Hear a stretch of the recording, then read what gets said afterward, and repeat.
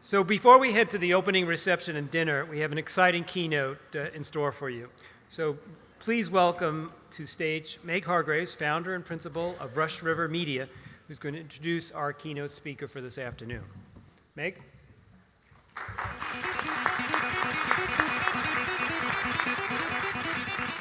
Well, the first thing I want to know is, where did you guys get that picture? That's good. That's coming down immediately. I don't know where that is from. I honestly have never seen that picture before, so I don't know where that's from. Well, it's my distinct pleasure to be sitting next to an industry maverick. Can I call you Maverick? Sure. I just did. Go for it, Goose. Sean Griffey, CEO of Industry Dive. So welcome, Sean. And you've packed them in here, and that's not an easy feat when you're 45 minutes. We're the only two people between 300 people in a beachside happy hour, so kudos to you. I'm excited about our conversation. You and I both live in Washington, where it was great to leave because it was 35 degrees yesterday morning when we left. And you and I had a chance to get to know each other in DC over a long coffee. I think we were there for 90 minutes, and we still hadn't run out of things to talk about. So I'm excited to share a little bit about what you're doing, talk to you about it, and have these folks get to know a little of the magic of Industry Dive. You're pulling off some pretty amazing things these days. So I'm not going to read off his bio. I'm going to start our conversation by just giving you a little bit of information about Industry Dive and what Sean has built. So you are one of the bigger success stories in the media space today. You're 7 years in. You founded in January 2012 with your colleagues, your veteran colleagues from Fierce Markets, Ryan Williamson and Eli Dickinson. So you were at Fierce for 7 years. Yep. First as COO, and then you sold to QuestX, and then you became president. Is that right? Correct. So there's a guy, Jeff Giese, who was the original founder, and he stayed a little under a year after the sale, and then when he left, I stayed and ran it. Great. And then before that, you were in the consulting world at A.T. Kearney, PwC, and Anderson, which probably gave you a pretty good foundation for coming in, and you went from consulting right to COO. Exactly. No middle management, you just went right to the top. Well, I went from the youngest person in every room I was in doing slide decks for Fortune 50 companies to being the oldest person in the Fierce Markets office and the adult in the room. So it was a culture change. Great. So Industry Dive launched in 2012 with 5 verticals. Today you have almost 80 journalists, is that right? Correct. In your Washington, D.C. newsroom. You're covering 19 verticals, and I went to your website. I count about 40 daily and weekly products now that you've launched across those verticals and sub-verticals, right? Correct, yeah. Okay. Your growth rate, hang on to your hats, an impressive, over 3 years, 348% growth, putting you in the top half of the Deloitte Technology Fast 500. You're serving now 7 million readers. So let's do the quick math on that. 7 years, he's got 7 million readers. That's 1 million readers you've added per year. Not that it happens that way, but just for follow me for the math. More astoundingly, that's almost 2,800 new readers a day since your company has started. So very, very impressive track record. And you've done this pretty much in a bootstrapped way. You had some angel investment early on. Yep. And then the big news is in September, you brought in a private equity partner. Yeah, that's right. Tell us a little bit about that. We were bootstrapped. We raised $400,000 in the very beginning, and that was it for the first 7.5 years. And then met Falfurrias Capital Partners, one of the principals of which is here this week, earlier this summer, and it just felt like a great match. Mm-hmm. Why were they a good match? What made them a good match? Well, we'd been approached by private equity a number of times over the years, and we weren't in a process or anything. They came to us, and we were receptive to a conversation, but we weren't looking for a partner. We weren't looking for investments. But they came in with a slide deck that talked about content and journalism, which is something we really believe in. And they had, literally slides that looked like ones I had been pitching for 5 or 6 years. And so we just felt the vision matched, and we hadn't seen that in other partners. And so culturally, we really appreciated them. The vision looked well, and we were at a time where we just thought the business deserved more investment than bootstrapping would give it. So Great. You've also, big congratulations are in order. You're getting some serious accolades out in the market. And these are not the warm and fuzzy marketing accolades where you just, you beg all your employees to vote early and often so you win an award, right? Yep. You are the Washington Post Best Places to Work 3 years running. That's very impressive. You're the 13th fastest growing media company on the Inc. 5000 list. And the Washington Business Journal has named you one of the fastest growing companies in 2019. Plus you have journalism awards as well. So you've been a little bit of a maverick in your approaches on a few fronts, and I'm gonna pepper you with some questions about each of those. So I told you I was gonna go easy on you, and I may have lied, so. Good. So you're kind of a throwback, and you and Don Pazor and I were just saying, how are you doing this? You've got 98% of your revenue, 7 years running, is from digital advertising. We're gonna talk about what you mean by that. A lot of media companies are not fleeing from the ad model, but certainly trying to diversify to reduce risk, because we all know that advertising has its ups and downs. So Sure. how are you doing this? You're doing it so successfully. We need to know what your secret sauce is here, what you're thinking, and how are you doing it, and what's your thinking on why it's been so important to focus on that? Well, I mean, I think we focus on it. For one thing, I think there's a lot of people in media today who try to run from the term media, and they try to be something else. And they say, hey, the multiples for a SaaS software business is much better than for a media business, so I'm now a SaaS software business, right? The salaries for an NFL quarterback are better than the salaries for a media operator, but I can't call myself an NFL quarterback and hope to get paid more tomorrow. I'm a media operator, and so we're a media company, and we're gonna run to it. And that means content and journalism. That's what gives us the right to exist and be here, right? That's why this company was founded and what our core was. And we can diversify on the margins away from it, but if we run from it completely, then we're actually running from what we believe is our right to be here and our right to have an audience. And is that a conscious decision you and Eli and Ryan? Did you say, we're just going to stick to this, or was it an iterative thing that you just continued to focus on this particular vein of revenue? Well, I mean, I think anytime you start something, you have successes and failures, and we learn and iterate. But the journalism was always the focus of it. Ad-supported was always the focus of it. I'm a big believer, in parts of media, not really in this room, but in consumer media, there was this conception of we can do something that is not very valuable, but do a lot of it, and then it will become valuable. And that was the definition of scale. And our definition of scale was always, let's do something that is highly valuable and just do more of that. And so from the very beginning, niche audiences were the key in the thesis, that there is still incredible amount of value within the niche industries. But if you want to do it in a scale way, then you have to do niches multiple times. And so we have spent a lot of time trying to build the infrastructure to be in multiple markets and multiple verticals, and to have the platform and backbone to roll out into new markets and do it again. Mm-hmm.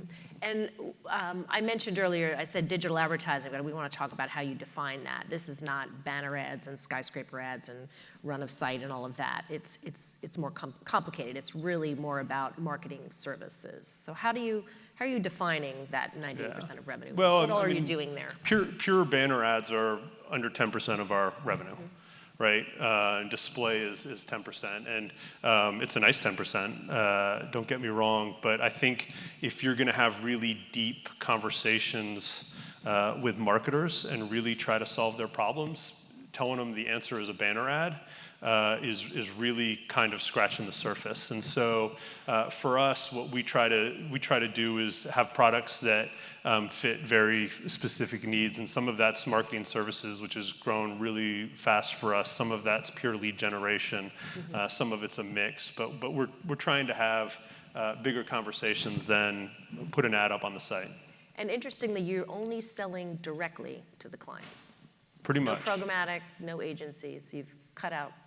Well, we do. I mean, you're forced to deal with agencies, right, as much as you want. But by and large, we sell directly to the clients. I don't know many other industries that would say, here's our paying customers, now let's put 4 layers of people between them and us so that they never talk to us.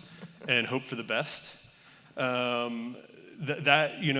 was, I think, a mistake from the start, in that you really realize that you commoditized your audiences, right? And so what we try to say is our audiences aren't commodities, and the only way you can convince someone to do that is by talking to them and by showing them and telling them. And we hear all the time that, oh no, my clients will only buy programmatic, right? But if they, here's a secret of marketers: if they believe you have a superior audience, they're going to break their rules, and they're going to come to you. And I can say, I don't like chocolate cake, but if we went to dinner tonight and they said, this is the world's best chocolate cake, and everyone in this room agrees to it, I'm going to have a bite. I'm going to try to find out for myself. And if I can say that this is a great audience, they're going to try it, and then we either win or lose. So is that approach scalable? You're in 19 verticals now. If you continue that direct sales approach, does that become a problem as you scale up and add more verticals, or is it? Well, we invest in a sales team, right? I mean, I think part of the hope for programmatic from some parts of the media world is that they don't have to pay for salespeople anymore, right? But we pay for salespeople, and so we're going to have to keep doing that. I think as we grow and we're in more markets, we can serve our clients in different ways, and so there is some scale to that, and we're very structured in how we organize the sales team so that their sales approach and the methodologies they use are the same. It's not the utility teams off in one corner and the healthcare teams in the other. They all sell the same way, and they roll up to the same sales managers, and they use the same metrics and approaches, and that allows us to get some economies of scale through it. So when we were at coffee chatting about your business, I asked you how do you decide which verticals you go into? And your answer at first was surprising, then it actually made a lot of sense. You said, I like crowded spaces. I go where there's a lot of competition. A lot of people out here are like, I'm looking for the silver bullet, like what's the information need or the data need that is not being met in the marketplace? And you have a little bit of a different philosophy on that. Well, crowded spaces means there's money there, right? I'd rather go where there's money today than try to create a market tomorrow. And there's the product development session this morning. They talked about being the first in something or being a fast follower, and we are definitely fast followers. I am not the first one to pivot to video or to do the rest, but if I see other people having success with it, we will shamelessly steal your good ideas all the time and go after it. But crowded markets are dollars, and we just then have to execute. Right? Media is, everyone in this room has been in media a long time. We can all go to each other's websites and see what everyone else is doing. We can understand how they're monetizing. We can see when an event's not going well or when it's going great based on how you promote it. Like we all can see that if we look. It just have to do it better, know? What verticals do you like now? What next? What do you see next? I don't want to ask you to reveal any. Yeah, well, no. I mean, I think there's a lot that we like. At the end of the day, we like verticals that have a couple characteristics, right? Ones that are impacted by technology or regulation. So there's a need to follow the news. People have to read what you say in there. We like industries, like we said, with large trade shows, right? A trade show is a proxy for a market, and that every exhibitor could be an advertiser and every attendee could be a reader. We really like industries that have a strong SaaS software component because they get what our markets, they get online advertising, right? So the SaaS software people are great in these industries. And then we look for industries that aren't consolidated. So in the Fierce Markets days, we had a really strong telecom publication and loved it. And it's still one of the best publications out there. But as the carriers consolidate, it just becomes a tougher market, right? But hospitals, there's thousands of them, so healthcare is a little bit, an easier lift than some of those. I want to come back to a question about Fierce. So you, Ryan, and Eli all came from Fierce Markets. So it's pretty rare, and in fact, I would imagine a luxury to have left a company and to be able to start a new company with a blank slate. Yeah. Start fresh and maybe do things a little differently. So Can you tell us a little bit about what you're doing differently at ID than you did at Fierce? Yeah, I mean, I think there's things that we promised we'd do better, and then we didn't, and we're kind of annoyed and trapped in the rest of it. And then there's some things that are better. I mean, I think when you start something new, you look for differentiators, and we really ran hard to mobile. And this was back at a time when Facebook was, everyone's like, can Facebook make money on mobile? As they were going public, it's like they're a desktop site, and no one could tell if they could make money on a phone. Which seems ancient, but that was 7 years ago. So we started with mobile, and that was a differentiator. We also lead with design. So I have a lot of front-end engineers and designers, more so than most media companies I know, and it's about the user experience. But then there's things that we said we're going to do awesome, and the database is going to be fantastic, and we're going to do the rest. And it's certainly much better than we had done in the past, but it's still hard. Like the best intentions, like we're going to have a perfectly clean database, and we're going to set it up. There's one person in it, and we're not going to have any problems. And then, we're like everyone else. It's like your database becomes difficult. Yeah, let's jump to that. I want to jump to content and your newsroom, and as you alluded to, your customer experience. You're bucking some additional trends here. You've got 80 journalists now on board. Yep. They're very key to your strategy. You get a lot of your new ideas from your newsroom. And I know a lot of companies out there, and I've been part of some of them, would love to have their newsroom be so engaged in product development. Sometimes the culture is such that that's a big bridge that has to be built. But it's really a cornerstone of your strategy. Your journalists are involved in identifying what is the next big vertical that maybe you should cover. So they pitch all the time. I mean, we let everyone pitch new publications and what verticals they want to come in, and sometimes that's from the editorial side that wins. Sometimes it's a sales, and our very best ones is when an editor and a sales rep come together and they say, "Here's the market, and here's how we see it." And it's exciting that they do it.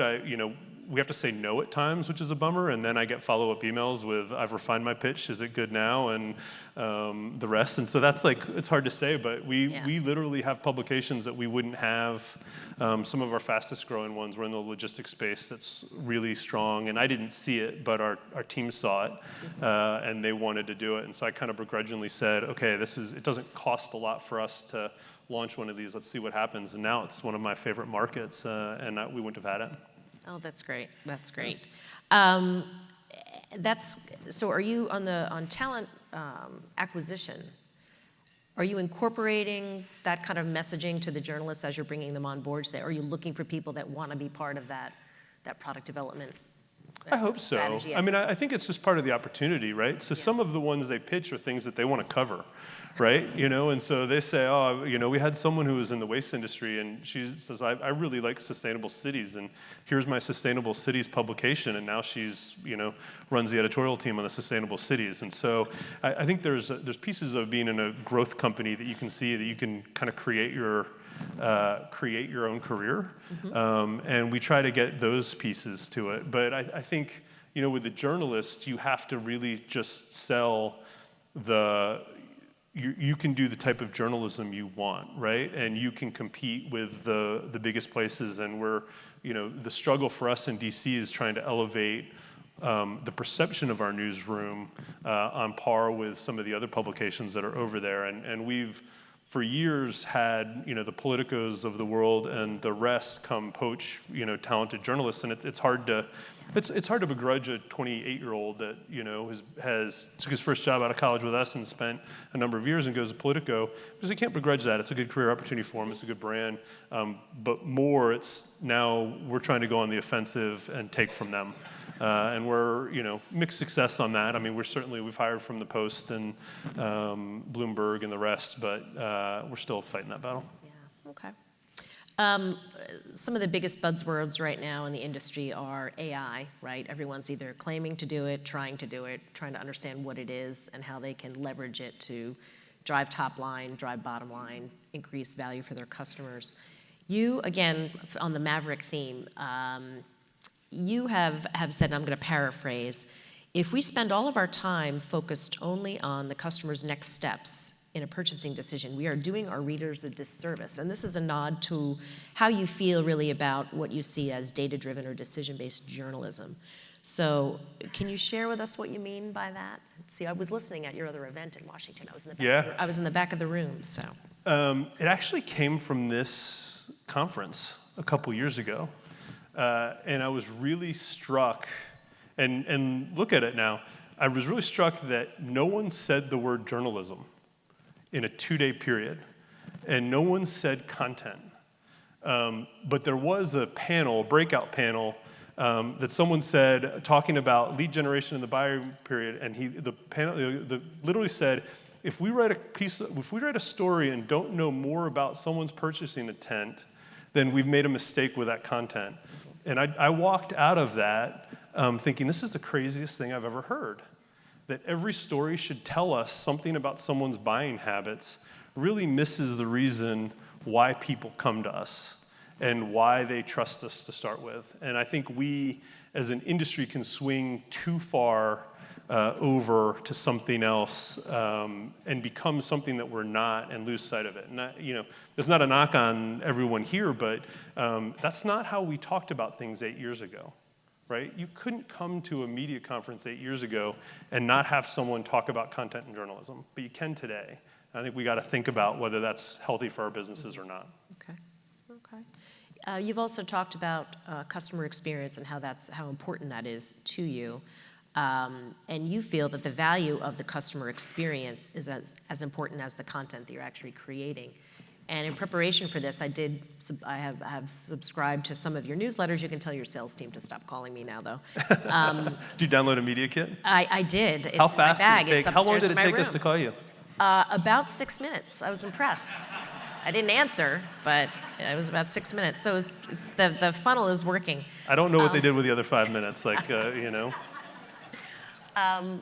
So what was my question? My question is, so what are you do have a very impressive interface on your newsletters. I specifically like the little tidbit at the bottom where you get points if you refer your newsletter to colleagues. Yeah. So it's almost like a frequent reader program. Yeah, you get a t-shirt too. You get a t-shirt, right. Yeah. I only have 5 points so far, I think so.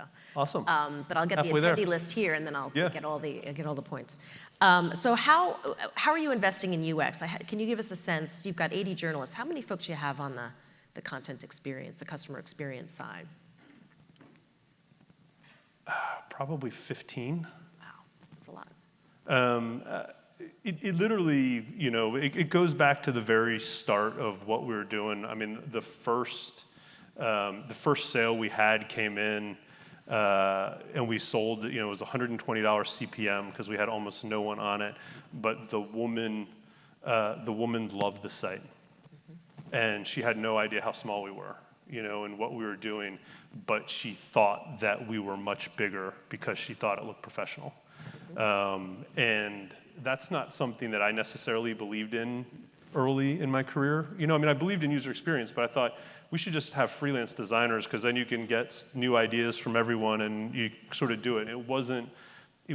Design wasn't embedded in our thought process and culture. And we try to make it now. Good. Let's go back to culture. Okay.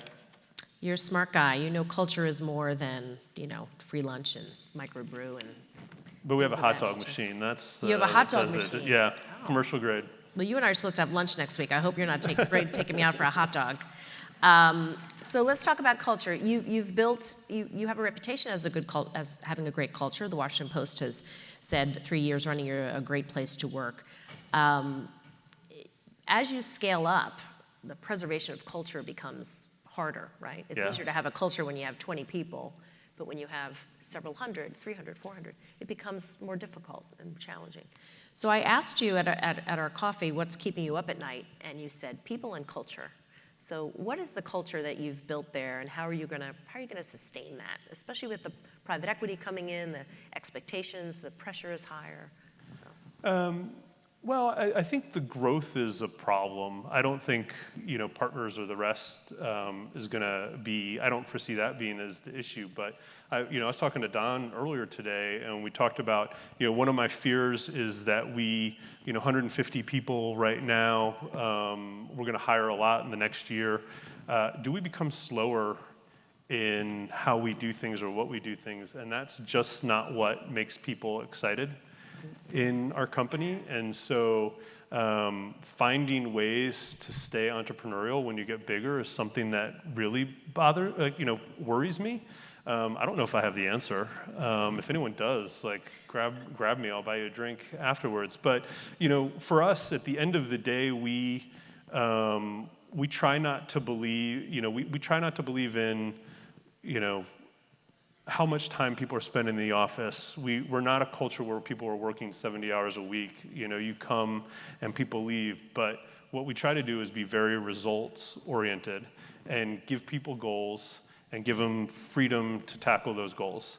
I'm not a micromanager on some of those things. I'm not in the weeds on some of this stuff. That counter for the t-shirt and everything is something that I would have probably kiboshed it had come up to me, but it's actually worked really well. But give people these goals and then give them the resources to tackle them, and the rest kind of takes care of itself. As we get bigger, though, it's harder to give them cross-department resources that they need to do the things that they want, and so that's an issue. That's the next step. Okay. So you pull off one of the biggest private equity deals of the year in a climate where things are slowing down, things are tightening, deals are slowing. So you've brought in your private equity partner, Fail Furious, and I think Mr. Pearson is here with you, yes? Yes. Point him out, give him a shout out. He's in the corner. Everyone should say hello. See you at the lights, but, and of course, they'll both be at the networking happy hour after this, so we can continue the conversation with them there. A lot of B2B companies have gone down the road of PE and things have changed. Of course, expectations will be higher. What can we expect in this next chapter? I mean, everyone's kind of wondering what's next. You've got all this funding. What can we expect? You're going to be diversifying revenue streams. You're going to stick to your knitting on building out additional verticals with ad-supported and marketing services supported. What's next? Yes, to all of it. So the roadmap for the business and the roadmap for every media company is always build an audience and leverage that audience in different ways to make money, right? And some of us start with digital and go from there. Some people start with TV stations. Some people start with events. But we all try to build a highly engaged, leverage audience, and then we leverage it in different ways. For us, we've always stuck with sort of the digital media, in part because we've been growing really fast, and I haven't wanted to be distracted by it. But the promise of the business has always been to do more, and that the audience and the underlying information we have about the people and their engagement is the foundation for which we can do other things. And so that's the next step. It's accelerated because we have a partner, but it's certainly the roadmap. If you looked at any of our internal slides, we've talked about it for years that we're doing. So yeah, I'd expect to see us in more markets this time next year. We're have meetings and prepping which ones those might be. But I'd also look for us to add new capabilities and do things that we hadn't done in the past. Great. So maybe subscriptions? Maybe. Paywall? That would seem to be the easiest, right? So that events, and the rest. I think there's things out there that fit with what we're doing. There are people that use us to advertise their research and subscription products quite successfully. There's folks that have stood up very large events on the backs of our audiences and just advertised. In fact, we have one of our biggest advertisers. We won't let them advertise anymore because they would buy almost every placement we had because they just launched more events. And our audience is getting tired of you. You can't have any more spaces. It's a good problem to have. But it's also a sign that we should be thinking about this on our own. Yeah. Okay. Great. Okay, we're going to go wonky now. GDPR. You are the only person, I think, in history to have used the word GDPR and boon for the industry in the same sentence. It could be awesome, right? Particularly for the people in this room. we have a lot of first-party data. The ad stacks has diminished the value of that. But if you went to the furthest extreme, which will never happen, but if you said we can't track anyone or know anything about anyone, the people who will benefit the most are the ones with very niche publications and contextual audiences, right? Like I have an electric utility publication. It's not a secret who's reading it, right? No one other than people in the electric utility industry want to read about the electric utility industry. And if you got rid of targeting completely, it goes back to kind of a day where, we can prove results, or if you go back to a day where you can only target on first-party data, then the people with very niche audiences are going to do well. So GDPR is like a pain, and the California thing's a headache in its own way, and we spend a lot of time, and consultants and lawyers are making a lot of money, but it's not a bad thing. It's not a bad thing if it's for us. So I'm not rooting for it, but I'm certainly not rooting against it either. And what are you doing to get ready for, the California law, just to give our government affairs, the SI government affairs folks a shout out.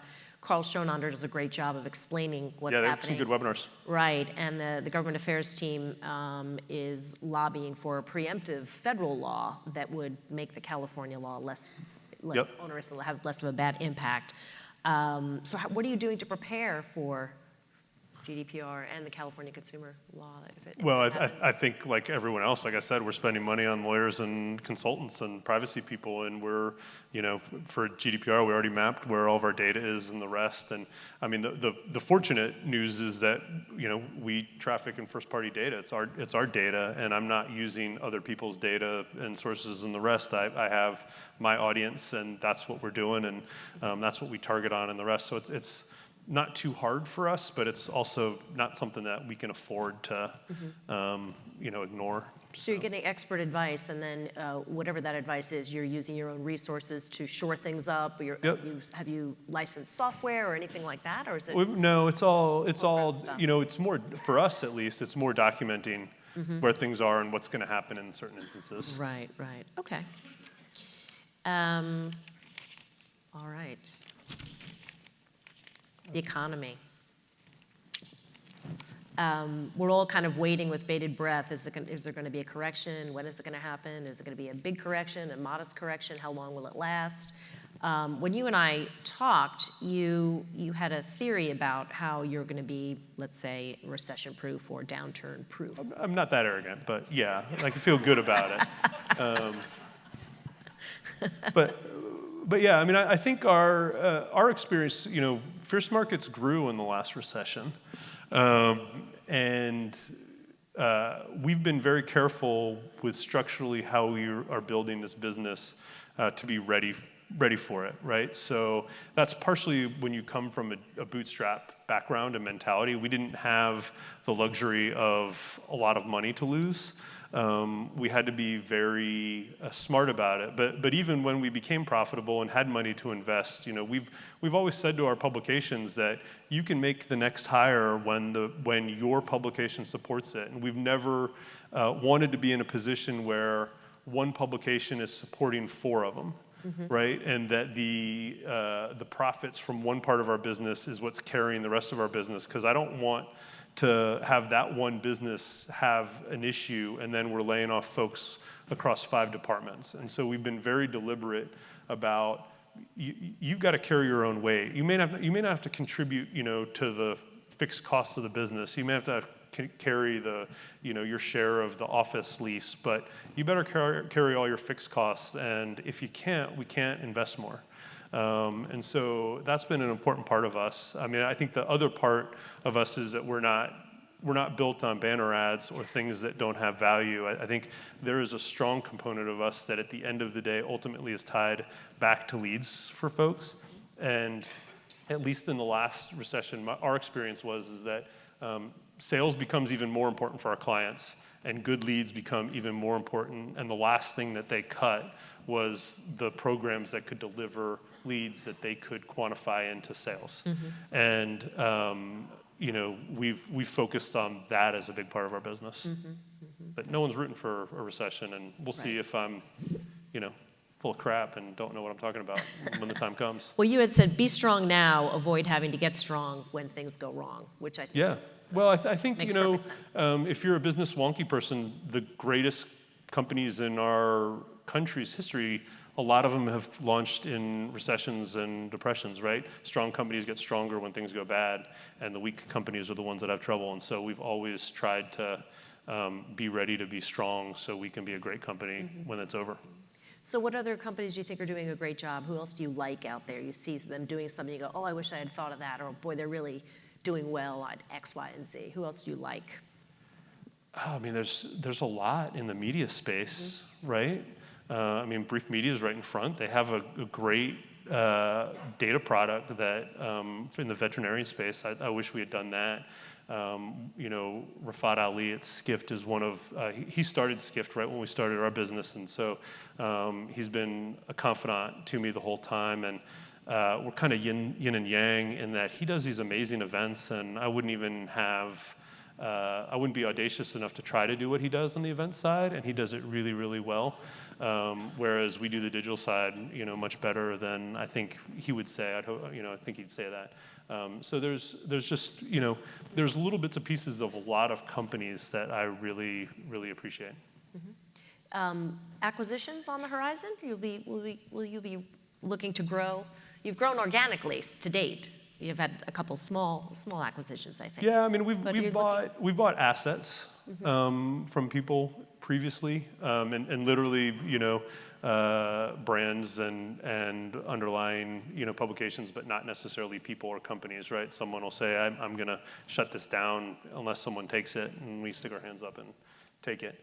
But I think that'll change. I think we'll be, we're definitely more ambitious in how we think about acquisitions than, say, we've been in the past. Great. So 5 years hence, what's the company look like? What does the business look like? Maybe give us a sense of what you're looking at in terms of revenue mix and.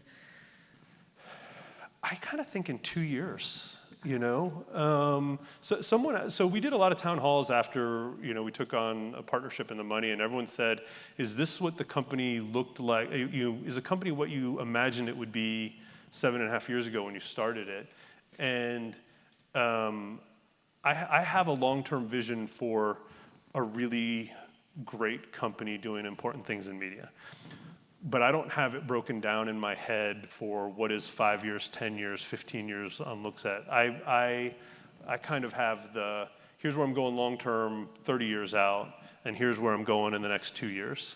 And I think there's foundations that we'll set in the next 2 years that are going to be the rest in terms of these capabilities in new markets and the rest that we kind of talked about before. But I'd be lying if I said, here's the exact 5-year vision that I have for it. Right. Okay, great. For better or worse. Well, I know that others have lots of questions they probably want to ask of Sean, so I want to give everybody a chance. I think there's a microphone coming around. There we go. Thank you, Matt. Who has? Don Pazor promised me a question. Don, you can ask a question.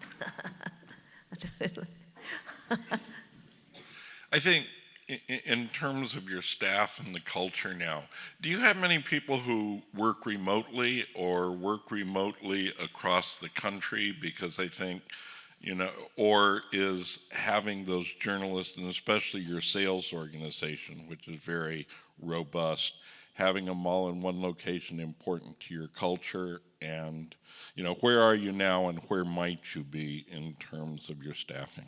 Yeah, I mean, I think 80% of our companies in DC, and that's the only office we have, but 20% of our office is remote. And I think they fall into two sort of buckets. There's a lot of remote journalists in that you're in the markets we're in, you just can't expect everyone that is a subject matter expert to live in the DC area, and we have to be ready for that. We increasingly have a number of sales reps who are remote, but all of them worked in the office before they went remote. And I think, for us, the sales, we really believe in how we train reps and how we get them to sell and how they understand the product set and go to the rest. And I'd have a hard time hiring a rep from the gate in working remote. But we've had some very successful reps that just said, hey, I want to move to Chicago, or my husband is going to San Diego, and we're like, hey, go. If you can keep selling the way you're selling, you can live anywhere you want. But that's kind of the exception. Great. So we've also had some reps that want to move, and we're like, I don't know if you're ready. Let's see how you're doing in 6 months. Here's some goals for 6 months. If you can get there, then we'll trust you remote. Anybody else? Let's see some hands. There's one. Can't see over there. Hey, Sean. It's Adam. I didn't boo you, although I was flirting with the idea to boo you. Please do. Quick question for you. When you think about your advertisers, there's the whole quantity issue with newsletters, which is huge, right? You have to get to a certain number, right, to get some level of respect, and I'm sure it varies by industry. Yep. I'm curious, when you guys look at quantity versus quality, what are you hearing from advertisers in terms of that mix, and kind of what the metrics are that they're asking the most about? Well, I think from a quantity standpoint, right, we're a believer that you need 10,000, when we launch something, it's a rush to 10,000 subscribers, right? Anything kind of below that, even if you have, 2,000 of the perfect people, for a lot of marketers, it's just not worth the campaign. Like, the time to build a campaign for 2,000 people just isn't worth their time, right? So 10,000, it's kind of worth the time to sell it, because you can sell it for, quote unquote, real money, and then advertisers will take you seriously. So it's to me, it's always been 10, 20, 40, and then like 60,000 is kind of the magic numbers that we kind of view as plateaus on the list. Quality, though, there's no reason to have bad people on the list at any size. And getting to 10,000 with 9,000 really bad readers only hurts you in the long run, right? Because it just gives people a bad experience right from the start, and then you're digging out of a bad experience from them for the rest of the time. So, I'd rather it go slower and have the right people on there than rush to get to the thresholds that we think we need, but have it not work there at all. Great. Anyone else out there? Matt? There's one back here. Dan Fink. We need 2 mics. Yeah.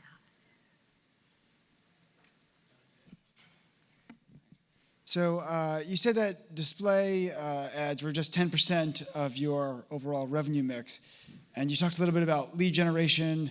Can you give us a general ballpark of how the rest of it breaks out?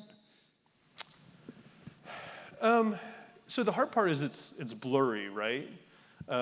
In that campaigns, pure, the 10% is pure, I want a banner ad and that's what I bought, right?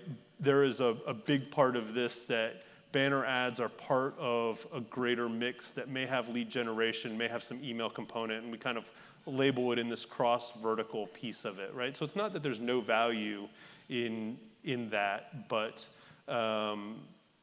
it's mixed. I mean, I will say, we're doing 20-some% that's pure marketing services, 10% that's pure display. Email is a big chunk of what we do in our products, and then, say 30, 40 of it's like some sort of combination package that it'd be hard to separate one from the other. Mm-hmm. Are any of your packages across verticals? For sure. Yeah. For sure. Our sales teams aren't set up to sell a publication. They're set up to serve a client. And often those clients, what their goals are and who they want to reach one day may be different than what it is the other day. And, retail is our biggest vertical right now. And the only reason we had it is Sprint was one of our customers, and they had been making a real push into the campuses. They wanted to put Wi-Fi on campuses. And then one day they said, no, corporates cut that. We're not doing it anymore, but we want to be in the retail space. And do you have anything? We're like, as a matter of fact, we're about to launch one if you want to be the charter sponsor. And so it was really, if we had set it up so the person was selling education, they would have said, let me hand you off to someone or whatever, I don't know. But that person just said, hey, would we ever launch a retail publication? Because Sprint would be our first sponsor if we did. And we said, absolutely. Client-driven. Client-driven, yeah. Can't go wrong. I think we have time for one, maybe two. Oh, Mr. Ken Wash, I see a hand going up. Is the open rate changing over time? What constitutes a good open rate versus a not so great open rate across all your publications?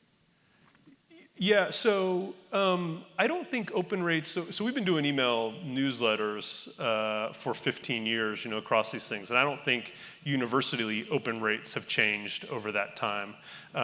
Open rates will change in a publication as they mature in age. It's just one of those things, particularly if you don't practice good list hygiene. Right? So if you're willing to keep people on the list who don't engage, then you will have a bad open rate. I will say, clients are good. If you have an open rate that's below 20%, our clients would be disappointed or wonder what's wrong. So that's kind of the floor, and then you go up from there. Is sort of how we view it. And we will be aggressive with, list cleaning if we think the open rates are bad. But we clean the lists a couple times a year anyways, just as a matter of course, because, sending it to a bad person doesn't help anyone. So we do that, but definitely if we think the open rates are down, we'll be even more aggressive about it. I think we have time for maybe one question, unless they're going to give us the hook back there. We're good? There's one over here. Then you all get to go to happy hour. Yes, happy hour. Quick question about, Sean, the content. Is it any of it reversible or duplicative in other markets? In other words, can you scale? Are you thinking about content being used in a multiple of vertical markets, or are they all siloed off? It's a mix. So there are times when we'll write a story, so Amazon buys Whole Foods, right? We have a grocery publication, we have a retail publication. It's a story for each. But it was two different stories. The teams wrote it up because what the audience cared about was different, right? It was a big story in those markets. What they cared about is different. The insight that you need to give is different. So those were different articles. But there are times when it may be a lesser article that, one of our teams will say, well, that, we'll run, what Retail Dive wrote in our supply chain publication, right? And so there are times when they'll cross over and they'll share and the same story works, or one vertical just doesn't think it's important enough to take the time to cover it themselves and they'll do it.